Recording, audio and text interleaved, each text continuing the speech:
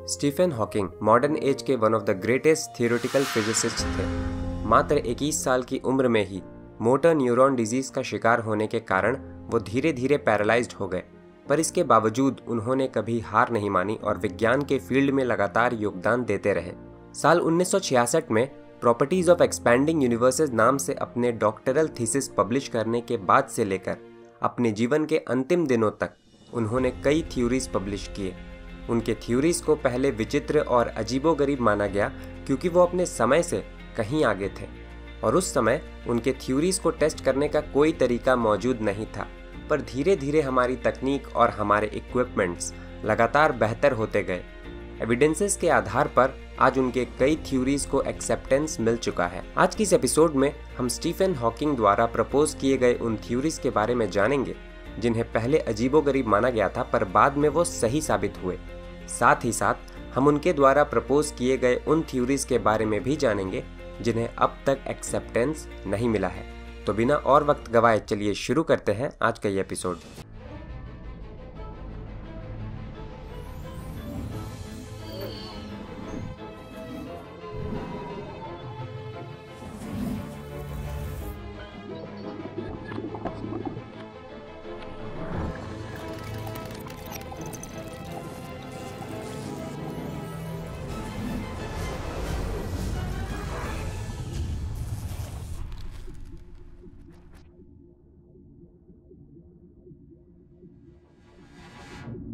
The big bang theory wins. Stephen Hawking ने अपने doctoral thesis से ही अपनी अलग पहचान बना ली थी। दरअसल साल 1966 में प्रॉपर्टीज ऑफ एक्सपैंडिंग यूनिवर्सेस नाम से जब उन्होंने अपने डॉक्टरल थीसिस पब्लिश की, उस समय इस ब्रह्मांड के निर्माण से संबंधित दो थ्योरीज चर्चा का विषय बने हुए थे। पहली थ्योरी थी बिग बैंग थ्योरी और दूसरी थ्योरी थी स्टेडी स्टेट थ्योरी। ये दोनों थ्योरीज इस बात को मानते हैं कि हमारा ब्रह्मांड फैल रहा है, पर दोनों एक दूसरे से अलग इसलिए थे क्योंकि बिग बैंग थ्योरी का कहना था कि हमारे ब्रह्मांड का निर्माण एक ultra compact super dense state से हुआ है और वो भी पास्ट में एक फाइनाइट टाइम में, जबकि स्टेडी स्टेट थ्योरी का कहना था कि हमारे ब्रह्मांड का कोई शुरुआती समय नहीं है, ये हमेशा से ही मौजूद था और ये हमेशा से ही फैल रहा है। कांस्टेंट डेंसिटी को मेंटेन करने के लिए इसमें नए मैटर कॉन्स्टेंटली क्रिएट होते रहते हैं। हॉकिंग ने दर्शाया कि steady state theory mathematically self contradictory है। ऐसा करने के लिए उन्होंने एक पुराने मेथड का इस्तेमाल किया जिसे प्रूफ बाय कॉन्ट्राडिक्शन कहा जाता है। इसमें सबसे पहले हम ये अज्यूम करते हैं कि जो हम प्रूफ करने की कोशिश कर रहे हैं वो गलत है। उसके बाद हम उसे आगे सॉल्व करते हैं। अगर हमारा कंक्लूजन फॉल्स आता है तो इसका मतलब ये होगा कि जो हम प्रूफ करने की कोशिश कर रहे थे वो सही है। आइए इसे उदाहरण से समझते हैं। हम जानते हैं कि किसी ट्रायंगल में एक से ज़्यादा राइट एंगल नहीं हो सकते। आइए इसे इस मेथड से प्रूफ करते हैं। सबसे पहले अज्यूम कर लीजिए कि एक ट्रायंगल में एक से ज़्यादा राइट एंगल हो सकते हैं। सपोज इस ट्रायंगल में एंगल ए और एंगल बी राइट एंगल्स हैं। हम जानते हैं कि एक ट्रायंगल के तीनों एंगल्स का सम हमेशा 180 डिग्री होता है। अब एंगल ए और एंगल बी के जगह अगर हम 90 डिग्रीज सब्स्टिट्यूट कर दें तो हमारे एंगल सी को 0 डिग्रीज होना होगा, जो कि एक कॉन्ट्राडिक्शन है। इसका मतलब ये हुआ कि एंगल ए और एंगल बी दोनों 90 डिग्रीज के नहीं हो सकते, यानी कि किसी भी ट्रायंगल में एक से ज़्यादा राइट एंगल्स नहीं हो सकते। हॉकिंग की बात करें तो वो ये प्रूफ करने की कोशिश कर रहे थे कि हमारे ब्रह्मांड का निर्माण सिंगुलैरिटी से हुआ था। इसलिए उनके थीसिस का ये section assume that space time is singularity free word से शुरू होता है।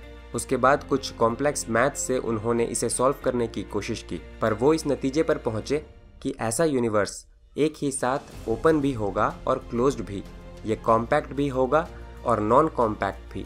ये कॉन्ट्राडिक्शन था, इसलिए वो इस नतीजे पर पहुंचे कि हमारे ब्रह्मांड का निर्माण सिंगुलैरिटी से ही हुआ होगा। हॉकिंग ने अपनी डॉक्टरल थीसिस अक्टूबर 1965 में लिखनी शुरू की थी, यानी कि कॉस्मिक माइक्रोवेव बैकग्राउंड के डिस्कवरी के केवल 17 महीनों बाद। कॉस्मिक माइक्रोवेव बैकग्राउंड की डिस्कवरी ने ब्रह्मांड के स्टेडी स्टेट मॉडल को पूरी तरह गलत और बिग बैंग मॉडल को सही साबित किया। आज पूरी साइंटिफिक कम्युनिटी ये मानती है कि हमारे ब्रह्मांड का निर्माण बिग बैंग से ही हुआ था। अगर आप ये नहीं जानते कि कॉस्मिक माइक्रोवेव बैकग्राउंड क्या होता है तो आप इसके ऊपर बनाया गया हमारा वीडियो देख सकते हैं। इसका लिंक आपको ऊपर आई बटन में और नीचे डिस्क्रिप्शन में मिल जाएगा। Black holes are real. Stephen Hawking की बात हो और हम ब्लैक होल्स की चर्चा न करें ऐसा तो हो ही नहीं सकता, क्योंकि उनका योगदान ब्लैक होल्स के फील्ड में सबसे ज़्यादा रहा है। ब्लैक होल्स भी एक तरह के सिंगुलैरिटी ही होते हैं जिनका निर्माण तब होता है जब एक तारा अपने खुद के ग्रेविटी में पूरी तरह से कोलैप्स हो जाता है। ब्लैक होल्स के ऊपर भी हमने डिटेल में वीडियो बनाया हुआ है। अगर इनके बारे में आप जानना चाहते हैं तो ऊपर आई बटन और नीचे डिस्क्रिप्शन में आपको इसका लिंक मिल जाएगा। एनीवे, ब्लैक होल्स का प्रेडिक्शन तो आइंस्टाइन की जनरल थ्योरी ऑफ रिलेटिविटी ने कर ही दिया था, पर कई दशकों तक ये मात्र थ्योरी और डिबेट तक ही सीमित थे। उस समय कोई भी ये नहीं जानता था कि ब्लैक होल्स असल में इस ब्रह्मांड में एग्जिस्ट भी करते हैं या नहीं, पर अर्ली 1970s में हॉकिंग ने इनके ऊपर काम करना शुरू किया। दरअसल उन्होंने आइंस्टाइन के जनरल रिलेटिविटी और क्वांटम मैकेनिक्स को आपस में कंबाइन करने की कोशिश की थी। अपने रिसर्च के दम पर उन्होंने प्रेडिक्ट किया कि ब्लैक होल्स केवल थ्योरी तक ही सीमित नहीं हो सकते, बल्कि वो इस ब्रह्मांड में सचमुच मौजूद होने चाहिए। हॉकिंग सही थे। इस बात का प्रूफ हमें साल 2019 में मिला जब इवेंट हॉराइजन टेलीस्कोप ने मेसायर 87 नाम के एक विशाल गैलेक्सी के सेंटर में मौजूद एक सुपर मैसिव ब्लैक होल का डायरेक्ट इमेज कैप्चर किया। ये कैसे किया गया और इसका महत्व क्या था, इसके ऊपर भी हमने डिटेल में वीडियो बनाया हुआ है। अगर आप चाहें तो इसे देख सकते हैं। इसका लिंक भी आपको ऊपर आई बटन और नीचे डिस्क्रिप्शन में मिल जाएगा। Hawking radiation. ब्लैक होल्स को ब्लैक होल्स इसलिए कहा जाता है क्योंकि इसकी ग्रेविटी इतनी ज़्यादा पावरफुल होती है कि खुद लाइट भी इसमें जाकर वापस नहीं लौट पाती। पर हॉकिंग का मानना था कि कुछ फोटॉन्स हमें ब्लैक होल्स से रेडिएट होते हुए नजर आएंगे। ब्लैक होल से निकलने वाले इन रेडिएशन को आज हम हॉकिंग रेडिएशन के नाम से जानते हैं। ये क्या होता है, इसके ऊपर भी हमने पूरे डिटेल में वीडियो बनाया हुआ है। अगर आप चाहें तो इसे देख सकते हैं। इसका लिंक भी आपको ऊपर आई बटन और नीचे डिस्क्रिप्शन में मिल जाएगा। बेसिकली हॉकिंग रेडिएशन का आइडिया ये है कि वर्चुअल फोटॉन्स के पेयर्स इस ब्रह्मांड में हर जगह काफ़ी कम समय के लिए बनते और नष्ट होते रहते हैं। इन वर्चुअल फोटॉन्स के पेयर अगर ब्लैक होल के इवेंट होराइजन का पास बने तो इन पेयर्स के एक फोटोन को ब्लैक होल कंज्यूम कर जाएगा, जबकि दूसरा इवेंट होराइजन के पार मौजूद होने के कारण एस्केप कर जाएगा। ये फोटोन हमें ब्लैक होल से निकल रहे रेडिएशन के रूप में नजर आएगा। इसे ही हम हॉकिंग रेडिएशन कहते हैं। हॉकिंग की इस थ्योरी को पिछले साल Technion Israel Institute of Technology में किए गए एक लैबोरेटरी एक्सपेरिमेंट ने सही साबित किया। इस एक्सपेरिमेंट में एक रियल ब्लैक होल के बजाय रिसर्चर्स ने अकूस्टिक एनालॉग का इस्तेमाल किया। अकूस्टिक एनालॉग एक सोनिक ब्लैक होल होता है जिससे साउंड वेव्स बाहर नहीं आ पाते। इस एक्सपेरिमेंट में रिसर्चर्स ने हॉकिंग रेडिएशन के इक्विवेलेंट को डिटेक्ट किया, ब्लैक होल एरिया थ्योरम। दोस्तों, हमारा ब्रह्मांड भौतिकी के नियमों से चलता है, जिसका मतलब ये हुआ कि इस ब्रह्मांड में मौजूद सारे ऑब्जेक्ट्स भौतिकी के नियमों को फॉलो करते हैं। स्टीफन हॉकिंग ने साल 1971 में black hole area theorem propose किया, जिसका कहना था कि ब्लैक होल्स के इवेंट होराइजन का टोटल एरिया किसी भी हाल में कभी भी घट नहीं सकता। हॉकिंग की ये theory second law of thermodynamics के थ्योरी से मिलती जुलती है, जो कहता है कि किसी आइसोलेटेड सिस्टम की टोटल एंट्रोपी कभी भी घट नहीं सकती। दो ब्लैक होल्स के मर्जर से जनरेट होने वाले ग्रेविटेशनल वेव्स ने उनके इस थ्योरी को भी सही साबित किया। दरअसल रिसर्चर्स ने साल 2015 में लाइगो द्वारा डिटेक्ट किए पहले ग्रेविटेशनल वेव सिग्नल का डीप एनालिसिस किया। अपने एनालिसिस में उन्होंने पाया कि ये ग्रेविटेशनल वेव्स तब जनरेट हुए जब दो ब्लैक होल्स आपस में मर्ज हो गए और उनके इस मर्जर ने एक नए ब्लैक होल को जन्म दिया। चूंकि यहाँ दो ब्लैक होल्स ने आपस में मर्ज होकर एक नए ब्लैक होल का निर्माण किया था, हॉकिंग की थ्योरी अगर सही थी तो इस नए ब्लैक होल के इवेंट होराइजन का एरिया दोनों पेरेंट ब्लैक होल्स के इवेंट होराइजन के कंबाइंड एरिया से कम नहीं होना चाहिए था। रिसर्चर्स के एनालिसिस ने बताया कि इस नए ब्लैक होल के इवेंट होराइजन का एरिया उनके पेरेंट के इवेंट होराइजन के कंबाइंड एरिया से कम नहीं बल्कि ज़्यादा था, यानी कि हॉकिंग की ये थ्योरी भी सही थी।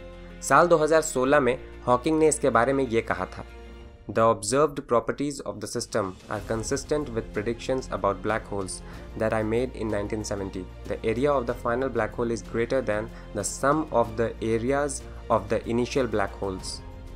ये तो हुए स्टीफन हॉकिंग के वो थ्योरीज जो आज सही साबित हुए हैं। चलिए अब बात करते हैं हॉकिंग द्वारा दिए गए उन थ्योरीज की जिन्हें अभी तक या तो एक्सेप्टेंस नहीं मिला है या फिर उन्हें ज़्यादा तवज्जो नहीं दिया जाता। Black hole information paradox. Black hole information paradox क्या होता है और ये पैराडॉक्स क्यों है, इसके ऊपर हम डिटेल में पहले ही वीडियो बना चुके हैं। तो अगर आप इसके बारे में जानना चाहते हैं तो ऊपर आई बटन और नीचे डिस्क्रिप्शन में इसका लिंक आपको मिल जाएगा।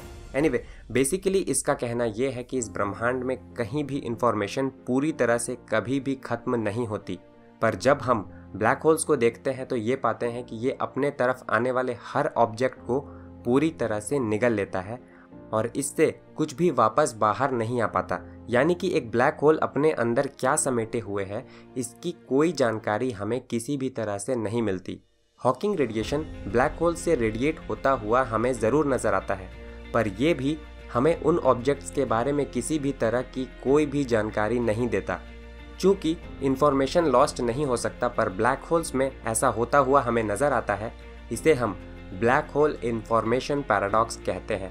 इस पैराडॉक्स को सॉल्व करने की कोशिश साइंटिस्ट्स काफ़ी समय से कर रहे हैं और कईयों ने इसके सल्यूशन भी प्रपोज किए हैं, पर किसी भी सॉल्यूशन को अब तक एक्सेप्टेंस नहीं मिला है। इवन हॉकिंग ने खुद 2016 में इसका सल्यूशन प्रपोज किया था, जिसमें उन्होंने कहा था कि ब्लैक होल्स में इंफॉर्मेशन ट्रूली लॉस्ट नहीं होता, बल्कि ये ब्लैक होल्स को सराउंड करने वाले ज़ीरो एनर्जी पार्टिकल्स में स्टोर्ड रहता है। उन्होंने इन पार्टिकल्स को सॉफ्ट हेयर नाम दिया था। दुर्भाग्यवश उनके इस प्रपोजल को भी अभी तक एक्सेप्टेंस नहीं मिला है। प्रीमॉर्डियल ब्लैक होल्स। अभी तक तो आप जानते होंगे कि ब्लैक होल्स तब बनते हैं जब स्टार्स जैसे प्री एग्जिस्टिंग मैटर अपने ही ग्रेविटी से कोलैप्स कर जाता है, पर यह भी संभव है कि कुछ ब्लैक होल्स बिग बैंग होने के तुरंत बाद अर्ली यूनिवर्स में भी बने होंगे। इन ब्लैक होल्स को प्रीमॉर्डियल ब्लैक होल्स कहा जाता है। हॉकिंग पहले इंसान थे जिन्होंने इस थ्योरी पर डेप्थ में काम किया। उन्होंने बताया कि ऐसे ब्लैक होल्स किसी भी मास के हो सकते हैं, यानी कि वो काफ़ी लाइट भी हो सकते हैं और काफ़ी हैवी भी, पर जो एकदम छोटे होंगे वो हॉकिंग रेडिएशन के वजह से अब तक इवेपोरेट हो चुके होंगे। डार्क मैटर के बारे में तो आप सब लोग जानते ही होंगे। ये एक मिस्टीरियस मैटर है जो न तो हमें दिखाई देता है और न ही किसी दूसरे मैटर के साथ इंटरैक्ट करता है, पर यह ब्रह्मांड में हर जगह मौजूद है। हॉकिंग ने इस संभावना पर भी काम किया कि क्या प्रीमॉर्डियल ब्लैक होल्स ही डार्क मैटर हो सकते हैं, या क्या प्रीमॉर्डियल ब्लैक होल्स ही डार्क मैटर का निर्माण कर सकते हैं। पर हमारे करंट ऑब्जर्वेशनल एविडेंसेस हमें ये बताते हैं कि हॉकिंग की ये थ्योरी शायद सही न हो। वैसे भी हमारे पास इस समय ऐसे ऑब्जर्वेशनल टूल्स मौजूद नहीं हैं जिनसे हम प्रीमॉर्डियल ब्लैक होल्स को डिटेक्ट कर सकें या फिर इस बात का पता लगा सकें कि प्रीमॉर्डियल ब्लैक होल्स डार्क मैटर का निर्माण करते हैं या नहीं। The multiverse. अपने जीवन के अंतिम दिनों में हॉकिंग ने मल्टीवर्स थ्योरी को ट्वीक करने की कोशिश की। जैसा कि नाम से ही मालूम पड़ता है, मल्टीवर्स थ्योरी ये कहती है कि इस सृष्टि में हमारा ब्रह्मांड ही अकेला ब्रह्मांड नहीं है, बल्कि हमारे ब्रह्मांड के जैसे अनगिनत ब्रह्मांड इसमें मौजूद हैं। दरअसल हॉकिंग ने नो बाउंड्री प्रपोजल नाम का एक हाइपोथेसिस पब्लिश किया था। ये क्या था इसके बारे में हम थोड़ी देर में जानेंगे, पर इसका इम्प्लीकेशन ये हुआ कि मल्टीवर्स इनफाइनाइट और एंडलेस है। मल्टीवर्स के इनफाइनाइट और एंडलेस होने का मतलब ये हो जाता है कि जो भी सिचुएशन यहाँ पॉसिबल हो सकते हैं, किसी न किसी यूनिवर्स में वो हकीकत का रूप ले रहे हैं। ऐसा होने का मतलब ये है कि हम मल्टीवर्स थ्योरी को कभी टेस्ट नहीं कर पाएंगे, क्योंकि हमारे एक्सपेरिमेंट जो भी प्रेडिक्ट करेंगे वो किसी न किसी यूनिवर्स से एग्जैक्टली मैच कर ही जाएंगे। हॉकिंग इस बात से खुश नहीं थे। साल 2018 में उन्होंने अपना लास्ट पेपर पब्लिश किया जिसमें उन्होंने एक ऐसा मैथमेटिकल फ्रेमवर्क प्रपोज किया जो मल्टीवर्स को इनफाइनाइट नहीं बल्कि फाइनाइट बनाता है। पर चूंकि ये थ्योरी पैरेलल यूनिवर्स से संबंधित है, ये कोई नहीं जानता कि उनका आइडिया कितना सही है और कितना गलत, और इसकी उम्मीद भी कम ही है कि हम मल्टीवर्स थ्योरी को आने वाले कुछ सालों में टेस्ट कर पाएं। दोस्तों, स्टीफन हॉकिंग ने अपने ज्ञान को बेहद ही आसान भाषा में the brief history of time नाम की किताब के जरिए इस दुनिया के सामने पेश किया। उनकी ये किताब कई सालों तक बेस्ट सेलर भी बनी रही। इसलिए स्पेस और कॉस्मोलॉजी में इंटरेस्ट रखने वाले नए लोगों को मैं हमेशा उनकी ये किताब पढ़ने की सलाह देता हूँ, पर किताबें पढ़ना भी हर किसी के बस की बात नहीं होती। जो लोग किताबें नहीं पढ़ सकते उन्हें मैं कुकू एफएम ऐप पर इसी किताब की समरी सुनने की सलाह देता हूँ।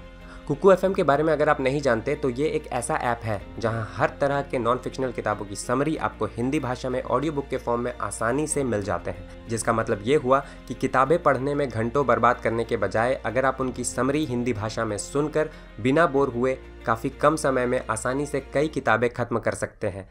ये एक मेड इन इंडिया ऐप है जिसे 4.5 से ज़्यादा की रेटिंग मिली है प्ले स्टोर पे। इस समय इसमें 1000 घंटों से ज़्यादा का कंटेंट अवेलेबल है। आमतौर पर इस ऐप पे ईयरली सब्सक्रिप्शन के लिए आपको 399 रुपये देने पड़ते हैं, पर इस समय हमारे पहले 250 व्यूवर्स VT50 कूपन कोड का इस्तेमाल करके इसे मात्र 199 रुपये में पा सकते हैं। तो इस कूपन कोड का इस्तेमाल करिए और सुनिए thousands of audio books at the price of just 1 book. Kuku FM को डाउनलोड करने की लिंक और कूपन कोड दोनों मैंने इस वीडियो के डिस्क्रिप्शन में डाल दिए हैं, तो जाइए और इस ऐप को अभी इंस्टॉल कीजिए। चलिए वापस आते हैं अपने टॉपिक पे, क्रोनोलॉजी प्रोटेक्शन कंजेक्चर। हम जानते हैं कि थियोरेटिकली टाइम ट्रैवल पॉसिबल है। कहने का मतलब ये है कि फिजिक्स के लॉज हमें टाइम ट्रैवल करने से नहीं रोकते। इनफैक्ट आइंस्टाइन के जनरल थ्योरी ऑफ रिलेटिविटी के इक्वेशन को सॉल्व करने के लिए हमें क्लोज्ड टाइम लाइक कर्व्स का इस्तेमाल करना पड़ता है, जो हमें अलाउ करते हैं टाइम ट्रैवल करके अपने पास्ट में जाने के लिए। क्लोज्ड टाइम लाइक कर्व्स क्या होते हैं ये हम किसी और एपिसोड में जानेंगे। अभी के लिए आप बस इतना जानिए कि ये हमें टाइम ट्रैवल करके अपने पास्ट में जाना अलाउ करता है। पर हॉकिंग को इस बात से परेशानी थी क्योंकि समय में पीछे जाना कई तरह के लॉजिकल पैराडॉक्सेस को जन्म देता है। उनका मानना था कि इन पैराडॉक्सेस के कारण समय में पीछे जाना किसी भी हाल में संभव नहीं होना चाहिए। चूँकि फिजिक्स के लॉज टाइम ट्रैवल को अलाउ कर रहे थे, उन्होंने ये सुझाव दिया कि इस ब्रह्मांड में कोई अननोन लॉ ऑफ फिजिक्स मौजूद है जिसके बारे में अभी हम नहीं जानते। ये लॉ ऑफ फिजिक्स हर हाल में क्लोज्ड टाइम लाइक कर्व्स का निर्माण होने से रोकेगा। इसे उन्होंने क्रोनोलॉजी प्रोटेक्शन कंजेक्चर नाम दिया। ये मात्र उनका हाइपोथेसिस था, जिसका मतलब ये हुआ कि हम अभी तक ये नहीं जानते कि टाइम ट्रैवल यानी कि समय यात्रा असल में संभव है या नहीं। No creator. एक सवाल जो हर कॉस्मोलॉजिस्ट पूछते हैं वो ये है कि बिग बैंग होने से पहले क्या हुआ था। हॉकिंग ने इस सवाल का एक लॉजिकल आंसर दिया था। उनका कहना था कि चूंकि आज हमारा ब्रह्मांड फैल रहा है और गैलेक्सीज एक दूसरे से लगातार दूर जा रहे हैं, अगर हम समय में पीछे जाते जाएं तो पाएंगे कि हमारे ब्रह्मांड का साइज छोटा होता चला जाएगा और अंत में हम एक्सट्रीमली डेंस और हाई एनर्जी बॉल तक पहुंच जाएंगे जिससे इस ब्रह्मांड की शुरुआत हुई थी। पर इस ब्रह्मांड के ओरिजिन को अगर हम और छोटे स्तर पर देखें तो हम इसे सब एटॉमिक लेवल पर देखेंगे, जहां चीज़ें कॉम्प्लिकेट होनी शुरू हो जाती है, क्योंकि इस स्केल पर पार्टिकल्स स्पॉन्टेनियसली बनते और नष्ट होते रहते हैं। यहाँ स्पेस और टाइम अलग अलग हो जाते हैं, जिसके कारण इस स्केल पर टाइम मीनिंगलेस हो जाता है। चूँकि इस स्केल पर टाइम का ही कोई एग्जिस्टेंस नहीं है, हमारे लिए ये जानना असंभव है बिग बैंग से पहले क्या हुआ था। आसान भाषा में कहा जाए तो उनका ये कहना था कि जब खुद समय का ही निर्माण से हुआ था तो इससे पहले के बारे में सवाल करना ही मूर्खता है। उनका मानना था कि किसी भी क्रिएटर ने इस ब्रह्मांड का निर्माण नहीं किया, क्योंकि इसका निर्माण करने के लिए उसके पास कुछ समय होना चाहिए और बिग बैंग से पहले कुछ समय का ही कोई अस्तित्व नहीं था। उनके खुद के ये शब्द थे, for me this means that there is no possibility of a creator because there is no time for a creator to have existed in. काफ़ी सारे लोग उनके इस विचार का समर्थन नहीं करेंगे और ये नेचुरल है। एनीवे, ये ऐसा सवाल है जिसके ऊपर घंटों चर्चा करने के बावजूद भी हम किसी नतीजे पर नहीं पहुंचेंगे। दोस्तों, आज की इस एपिसोड में बस इतना ही। आशा करता हूं कि ये एपिसोड आपको पसंद आया होगा। अगर ऐसा है तो इसे लाइक करें। अगर इस चैनल पर आप नए हैं तो इसे सब्सक्राइब ज़रूर कर लें। दोस्तों, इस चैनल को और बेहतर बनाने में आप हमारी मदद कर सकते हैं स्क्रीन पे दिए गए लिंक्स के ज़रिए हमें डोनेट करके। आपसे अनुरोध है कि केवल तभी डोनेट करें जब आप डोनेट करने का सामर्थ्य रखते हैं। दोस्तों, आपसे जल्द मुलाकात होगी विज्ञान के किसी दूसरे टॉपिक के साथ। तब तक के लिए नमस्कार।